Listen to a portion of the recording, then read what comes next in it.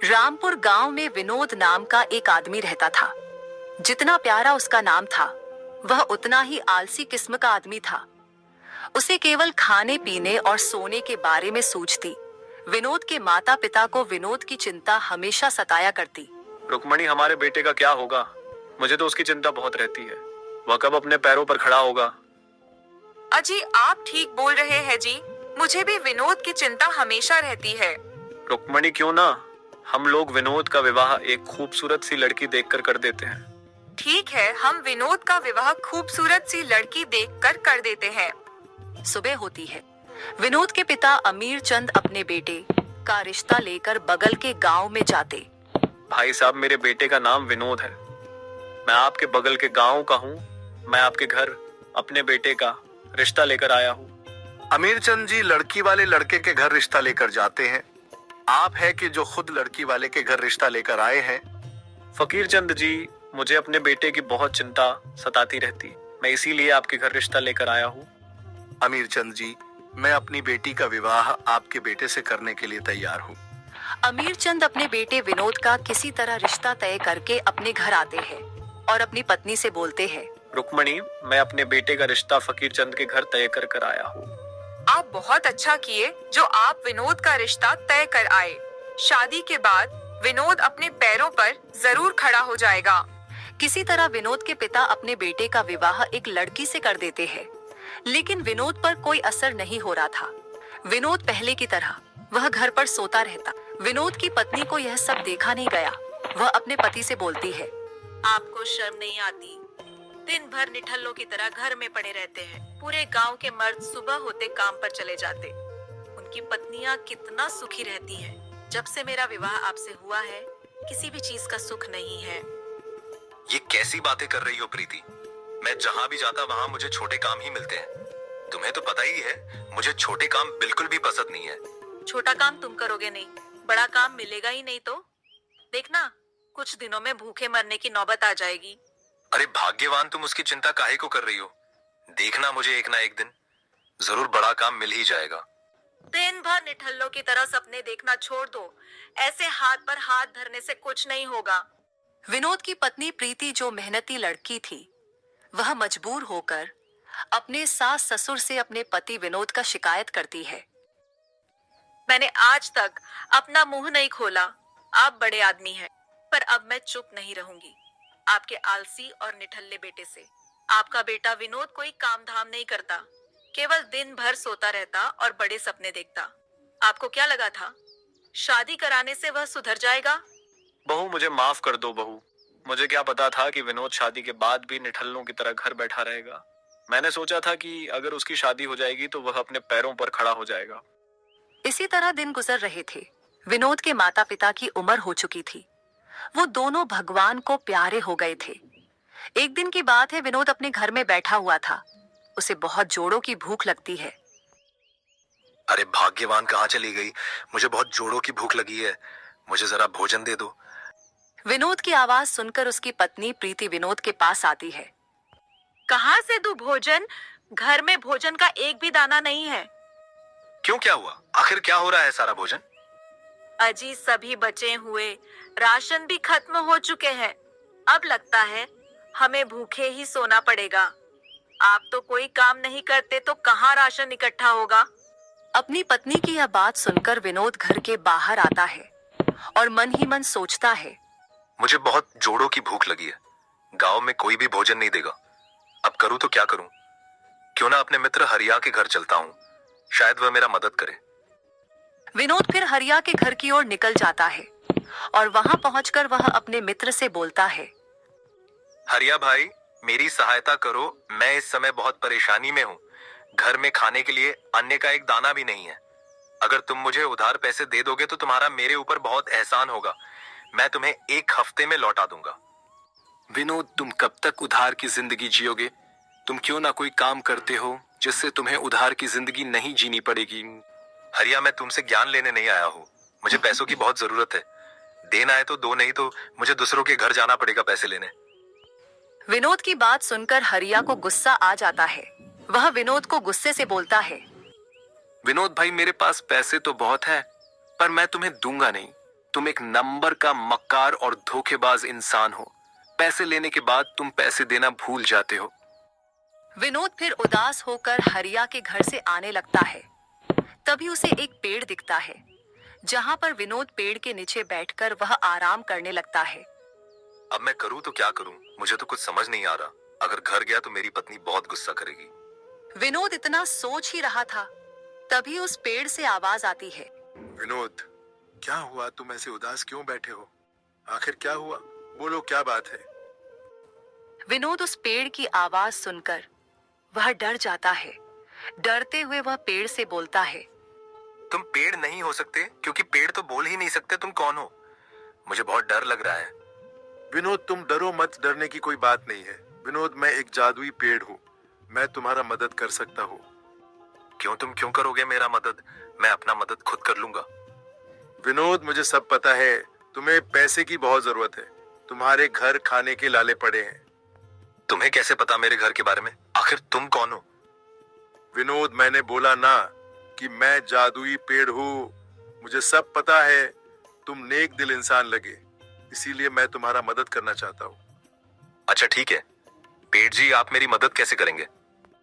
विनोद, मैं तुम्हें एक बर्तन दूंगा, जिसमें तुम जो मांगोगे तुम्हें वही चीज मिलेगा। पेड़ जी बहुत बहुत धन्यवाद, आप मेरी मदद किए मुझे यह जादुई बर्तन देकर। जादुई पेड़ फिर अपने जादू से विनोद को जादुई बर्तन देता है, जिसे लेकर विनोद अपने घर आता है। अरे भाग्यवान कहाँ हो? देखो मैं क्या लाया हूँ, जिसे देखकर तुम खुश हो जाओगी। विनोद की इस तरह बात सुनकर उसकी पत्नी प्रीति विनोद के पास आती है। अजी क्या हुआ? आप तो राशन लाने गए थे, यह इतनी बड़ा पतीला कहाँ से लाए? प्रीति, मैं पैसे मांगने अपने मित्र हरिया के घर गया था। उसने मुझे मना कर दिया। जब मैं जंगल से आ रहा था तभी मुझे एक जादुई पेड़ मिला था, जिसने मुझे यह जादुई पतीला दिया। विनोद की बात सुनकर प्रीति को अपने पति पर विश्वास नहीं हो रहा था। तभी विनोद उस जादुई पतीले से कुछ कहता है। जादुई पतीले, जादुई पतीले, मुझे खाने के लिए मिठाइयां दो, मुझे बहुत जोड़ों की भूख लगी है। फिर क्या था, विनोद के इतना कहते ही जादुई पतीले से मिठाइयां जादू से आ जाती है, जिसे देखकर विनोद की पत्नी चौंक जाती है। अजी यह तो सचमुच जादुई पतीला है। अब हम इस जादुई पतीले से बहुत सुखी का जीवन जी सकते हैं। हमारे ऊपर जितना भी कर्ज है हम उसे भी चुका सकते हैं। अरे हाँ भाग्यवान, तुम सही बोल रही हो। हम इस जादुई पतीले से सभी कर्जा भी चुका सकते हैं और सुखी जीवन भी जी सकते हैं। उस रात विनोद और उसकी पत्नी अच्छे से भोजन करते हैं और अगली सुबह विनोद उस जादुई पतीले से कुछ जरूरत की चीजें मांग करता है। जादुई पतीले मुझे ढेर सारा राशन दो। फिर क्या था, विनोद के इतना कहते ही ढेर सारा राशन इकट्ठा हो जाता है, जिसे देखकर विनोद खुश होता है। विनोद फिर तभी राशन को बेचकर अपना सारा कर्जा चुका देता है। इसी तरह विनोद और उसकी पत्नी खुशी खुशी रहने लगते हैं। अगर आपको कहानी अच्छी लगी तो वीडियो को लाइक और चैनल को सब्सक्राइब जरूर करें।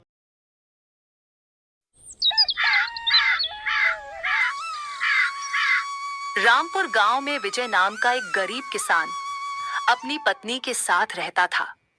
विजय जो बहुत ही गरीब था, उसके पास थोड़ी सी जमीन थी जिस पर वह खेती किया करता था। इसी तरह दिन गुजर रहे थे। एक दिन विजय की पत्नी विजय से बोलती है, अजी दिन भर आप खेती में लगे रहते हैं, हमारे पास जमीन भी कम है, क्यों न जमींदार से कुछ और खेत ले लें ताकि और कमाई हो सके। अरे भाग्यवान, तुम्हारी इसी लालच की वजह से मैं एक दिन बुरी तरह फंसूंगा। तुम्हें तो पता ही है जमींदार कितना दुष्ट आदमी है। अजी आप केवल धन की चिंता कीजिए, जमींदार से हमें क्या लेना देना, हमें तो जमीन का आधा हिस्सा से लाभ चाहिए। अच्छा ठीक है भाग्यवान, मैं कल ही जाकर जमींदार से जमीन मांगूंगा। शाम होती है। विजय और उसकी पत्नी सीमा भोजन कर कर सो जाते हैं। अगली सुबह विजय सीमा से बोलता है, अरे भाग्यवान, अब मैं जा रहा हूँ, तुम अपना ख्याल रखना। विजय फिर जमीन मांगने जमींदार के घर की ओर जाने लगता है। तभी उसे रास्ते में गांव का पंडित जी मिलते हैं, जो विजय से बोलते हैं, विजय कहाँ जा रहे हो? पंडित जी, मैं अपनी पत्नी के कहने पर जमींदार के पास जा रहा हूँ।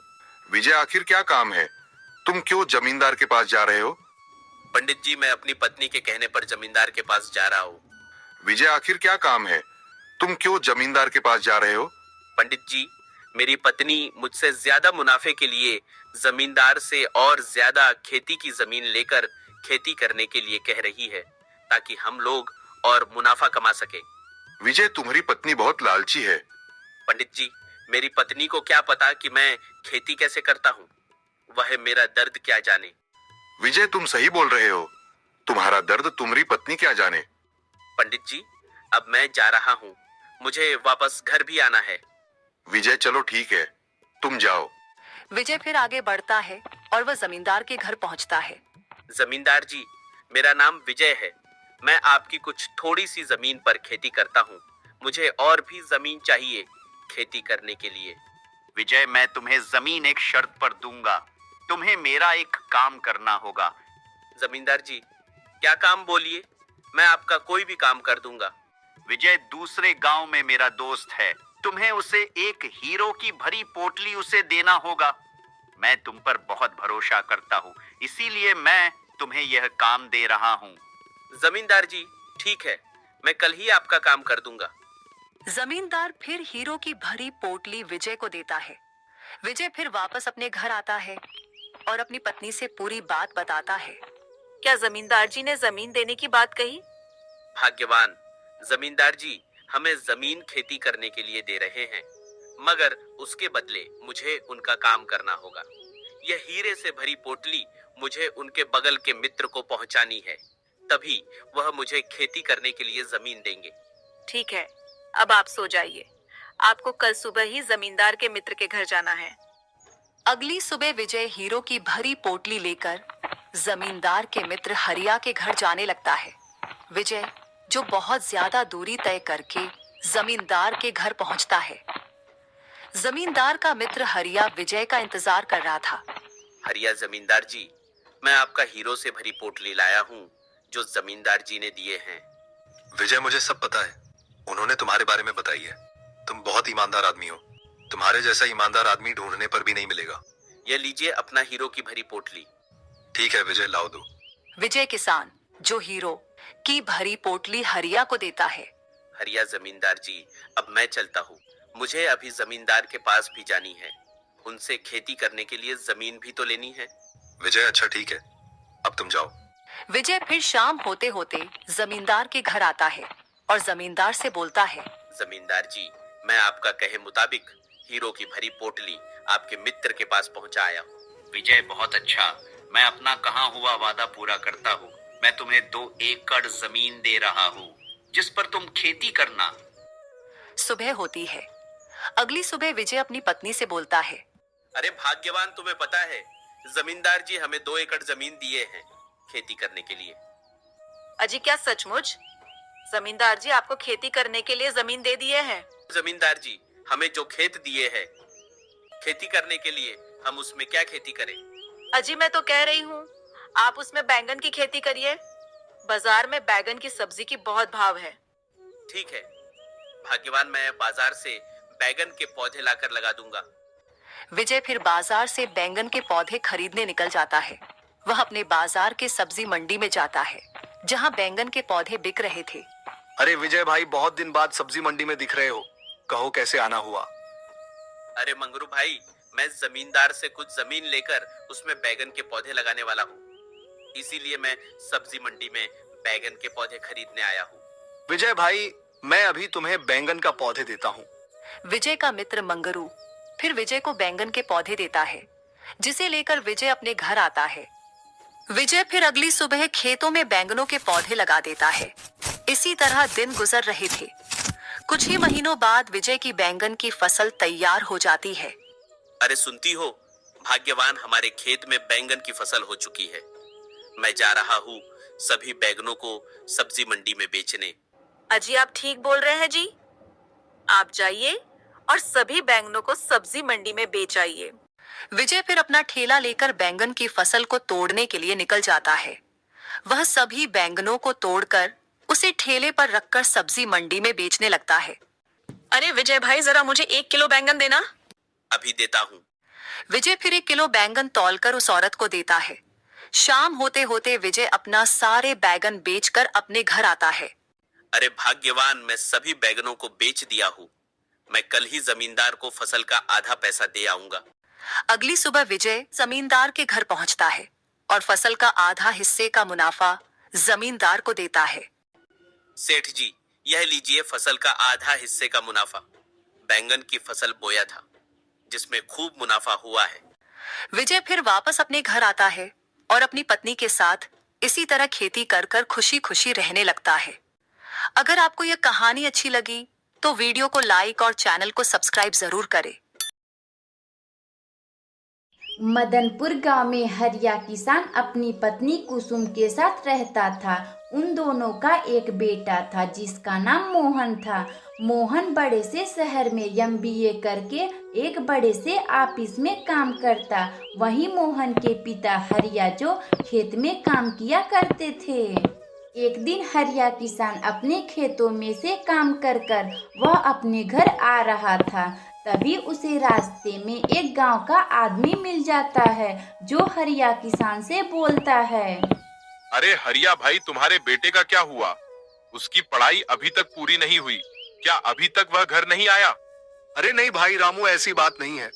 मेरा बेटा मोहन शहर में पढ़ाई पूरी कर कर अब वह किसी बड़े ऑफिस में नौकरी कर रहा है। हरिया भाई, तुम्हारी मेहनत रंग लाई। तुम्हारा बेटा मोहन पढ़ लिख कर किसी अच्छे ऑफिस में काम कर रहा है। अरे हाँ भाई रामू, तुम सही बोल रहे हो। मेरा बेटा बहुत मेहनत किया है, तभी तो वह आज उस पोजीशन पर है। हरिया भाई, एक मेरा बेटा है बिरजू, जो दिन भर इधर उधर घूमता रहता। रामू भाई ऐसे मत बोलो, एक ना एक दिन तुम्हारा बेटा बिरजू भी अपने पैरों पर खड़ा हो जाएगा। काश ऐसा हो, मेरा भी बेटा तुम्हारे बेटे की तरह कामयाब हो जाए। रामू मेरे भाई, अब मुझे घर जाने की इजाजत दो। मेरी पत्नी मेरी राह देख रही होगी। चलो ठीक है हरिया भाई, तुम जाओ, मुझे भी बहुत काम है। अब मैं चलता हूँ। हरिया किसान फिर कुदार लेकर अपने घर आता है। आते ही उसकी पत्नी कुसुम हरिया से बोलती है, अजी आप आ गए, मैं अभी आपके लिए खाना लगा दे रही हूँ। अरे भाग्यवान, आज मुझे रामू मिला था जो हमारे बेटे की बहुत बड़ाइयाँ कर रहा था। अजी आप मेरी दिल की बात दूसरों से सुन गए। मेरा बेटा बहुत मेहनत किया है, तब जाके उसका शहर में एक बड़े से ऑफिस में नौकरी लगा है। अरे हाँ भाग्यवान, तुम सही बोल रही हो। हमारा बेटा बहुत होनहार है। भगवान ऐसा बेटा सबको दे। इसी तरह दिन गुजर रहे थे। एक दिन मोहन के ऑफिस में किसी कारण उसकी कंपनी बंद हो जाती है। मोहन फिर अपने घर आने को सोचता है। यह बात किसी तरह उसके पिता को पता चलती है। वह अपने घर आते हैं और अपनी पत्नी कुसुम से बोलते हैं, अरे सुनती हो भाग्यवान, हमारा बेटा अब घर आ रहा है। अजी आप क्या सच बोल रहे हैं? अपना बेटा मोहन घर आ रहा है? हाँ भाग्यवान, अपना मोहन शहर से अपने घर को आ रहा है। उसकी कंपनी अब बंद हो चुकी है। अजी अब क्या होगा? अब हम लोगों का घर कैसे चलेगा? आप तो खेती करते हैं, सिर्फ खेतों से घर चलाना बहुत ही मुश्किल होगा जी। अरे भाग्यवान, अपना बेटा अब इधर ही कुछ काम कर कर हम लोगों का ख्याल किया करेगा। अगली सुबह मोहन अपने घर आता है और अपने पिता से बोलता है, पिताजी मेरी कंपनी अब बंद हो चुकी है। अब मैं भी गांव में कुछ काम कर कर अपना जीवन यापन करूंगा। मोहन बेटे, तुम सही बोल रहे हो। तुम इधर ही कोई कंपनी खोजकर नौकरी करो। पिताजी मैं कल ही नौकरी खोजने जाऊंगा।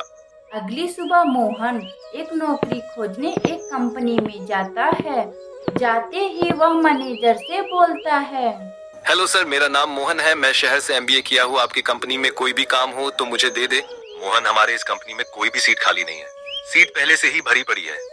मैं तुम्हें काम पर नहीं रख सकता। सर मैं कोई भी काम कर लूंगा, मेरे घर पैसे की बहुत जरूरत है। मोहन, मुझे माफ कर दो, मैं दूसरों को निकालकर तुम्हें काम पर नहीं रख सकता। अब तुम जा सकते हो।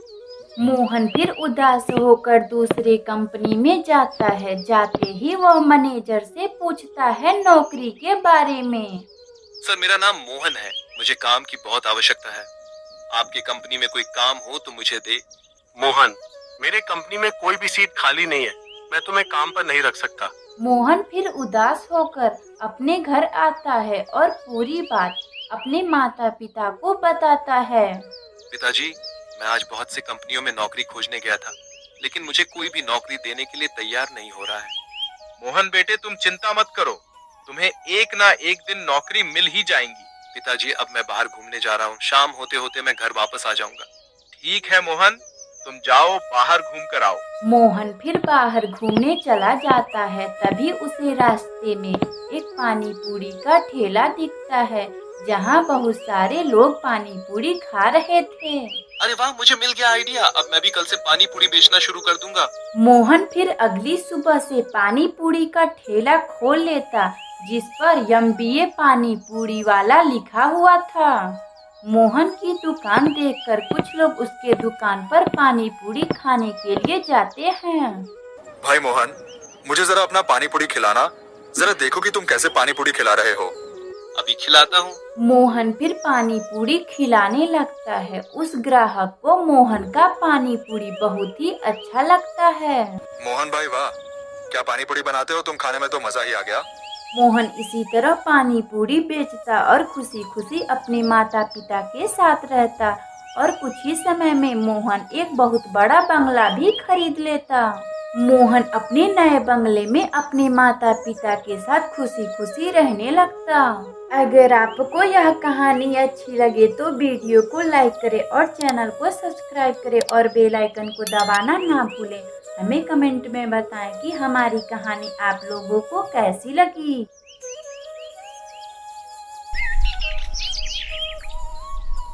रत्नापुर गांव में एक ईमानदार सेठ रहता था, जिसका नाम सुखिया था। उसके घर पर एक नौकर काम किया करता था, जिसका नाम हरिया था। सुखिया सेठ खाने पीने का बड़ा शौकीन था। वह तरह तरह का व्यंजन खाया करता था।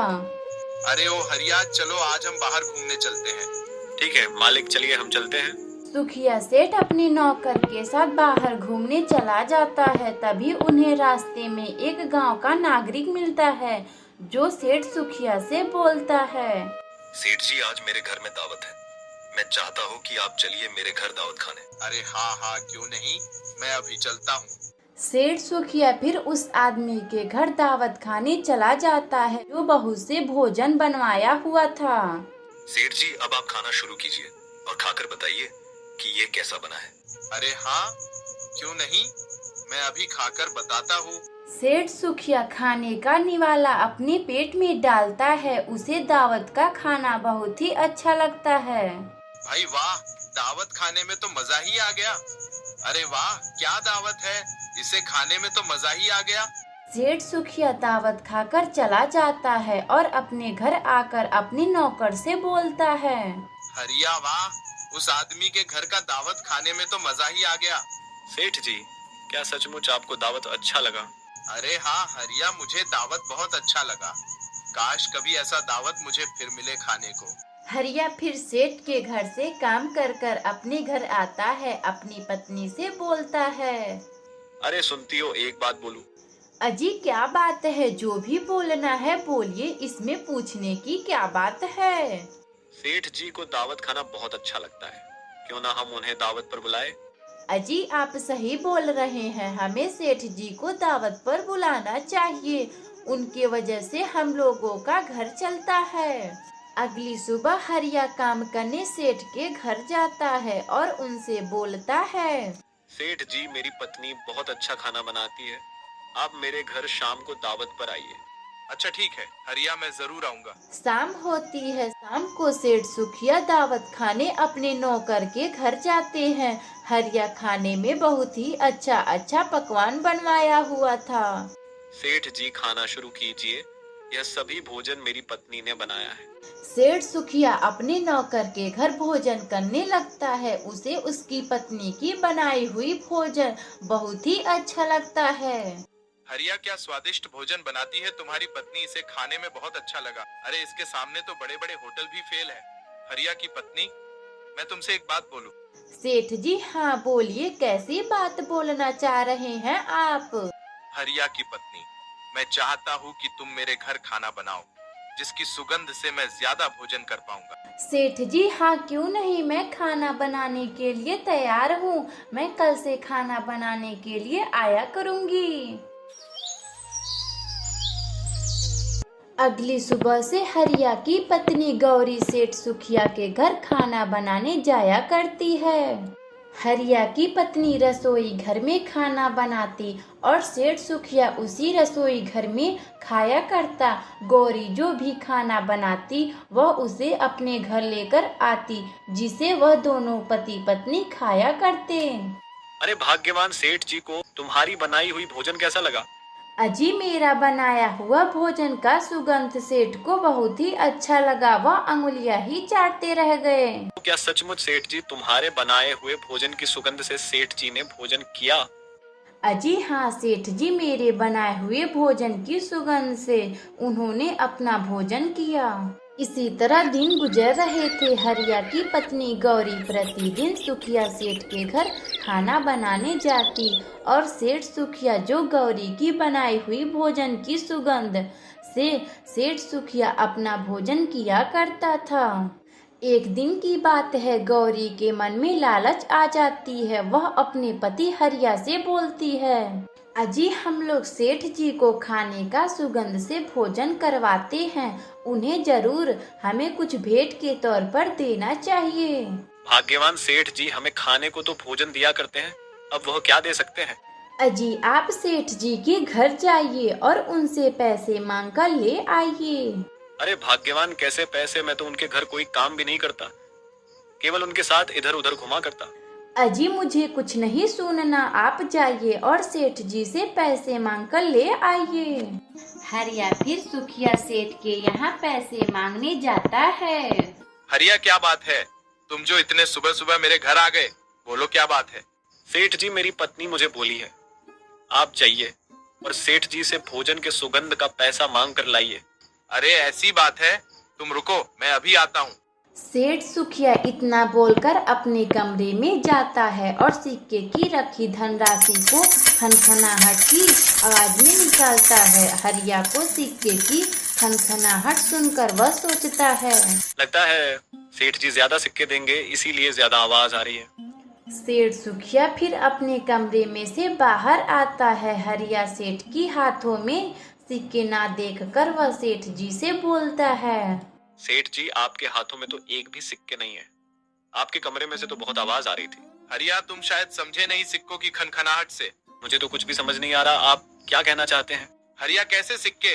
मैं तो तुम्हारा भोजन नहीं खाता हूँ, मैं तो केवल उसका स्वाद लेता हूँ।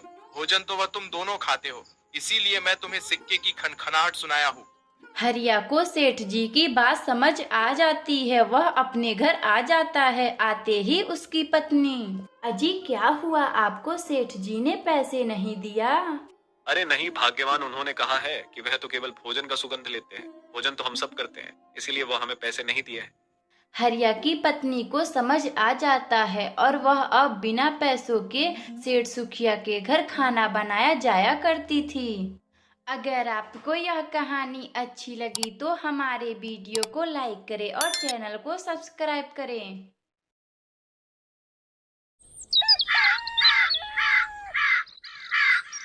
रामपुर गांव में एक पेटू सिंह नाम का एक आदमी रहता था। वह अपनी पत्नी गौरी के साथ रहता था।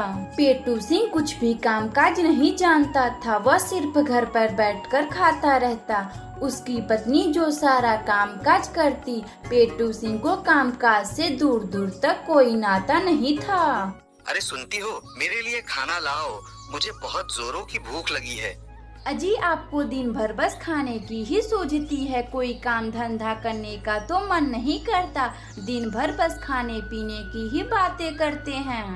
अरे भाग्यवान, तुम तो जानती ही हो ना, मुझे कोई काम धंधा नहीं आता, मुझे तो बस खाने पीने को ही मन करता है।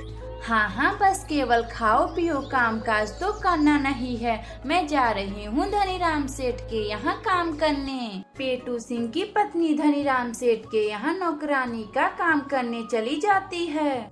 गौरी को घर से बाहर जाने के बाद कुछ ही समय में पेटू सिंह घूमने के लिए बाहर निकलता है।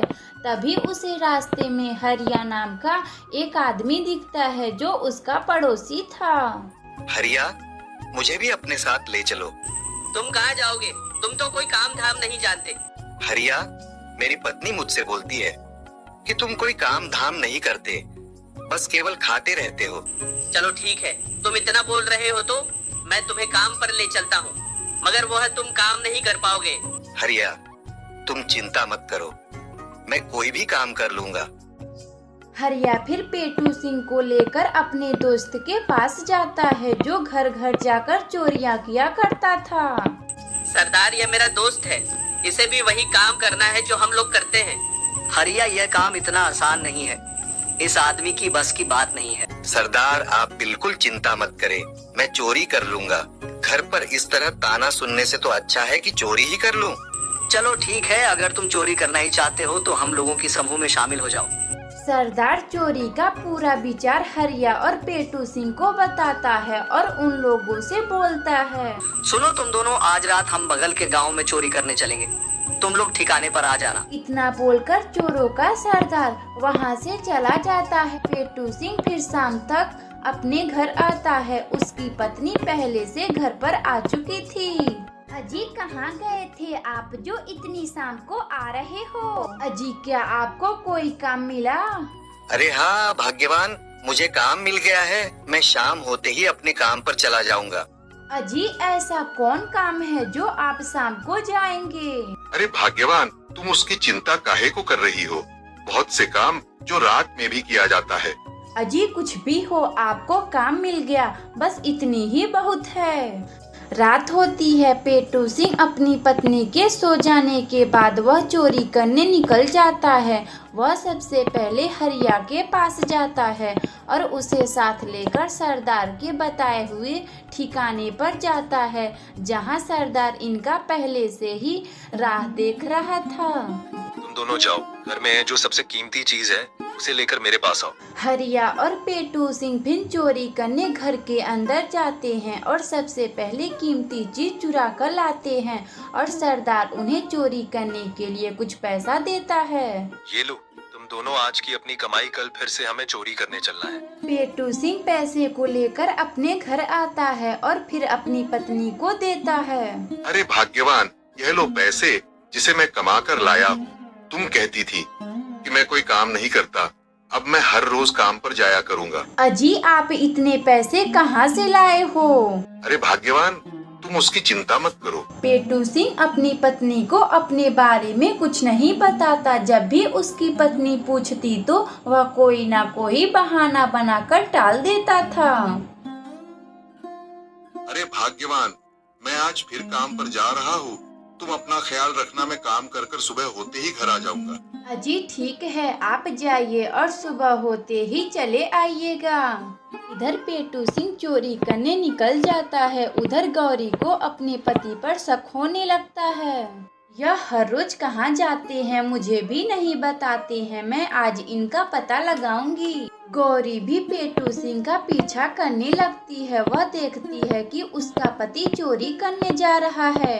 आ गए तुम दोनों, चलो अब हम चोरी करने भीष्मा के घर चलते हैं। पेटू सिंह अन्य साथियों के साथ जाता है और चोरी करने भीष्मा के घर में चला जाता है। पेटू सिंह चोरी करने घर के अंदर जाता है। यह सब होता हुआ उसकी पत्नी देख रही थी। अच्छा, यह इतने सारे पैसे चोरी कर कर लाते हैं, आने दो, आज इनकी अच्छे से खबर लूंगी। इतना बोलकर उसकी पत्नी चली जाती है। वह घर पर अपने पति का इंतजार कर रही थी।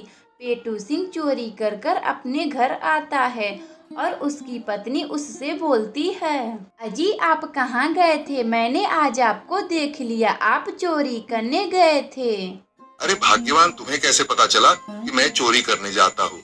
अजी मैं आपके पीछे पीछे आज गई थी, मैंने देखा कि आप चोरी करने भीष्मा के घर में गए थे। अजी आप चोरियां मत कीजिए, हम लोग इतने में ही खुश हैं। मैं आपको अब कभी भी भला बुरा नहीं कहूँगी। अरे भाग्यवान, ठीक है, तुम इतना ही बोल रही हो तो मैं अब नहीं जाऊंगा चोरी करने। उस दिन से पेटू सिंह चोरी करने नहीं जाता है। दोनों पति पत्नी इसी तरह खुशी खुशी रहने लगते हैं। प्यारे दोस्तों, अगर आपको यह कहानी अच्छी लगे तो वीडियो को लाइक करें और चैनल को सब्सक्राइब करें और बेल आइकन को दबाना ना भूलें। हमें कमेंट बॉक्स में बताएं कि हमारी कहानी आप लोगों को कैसी लगी।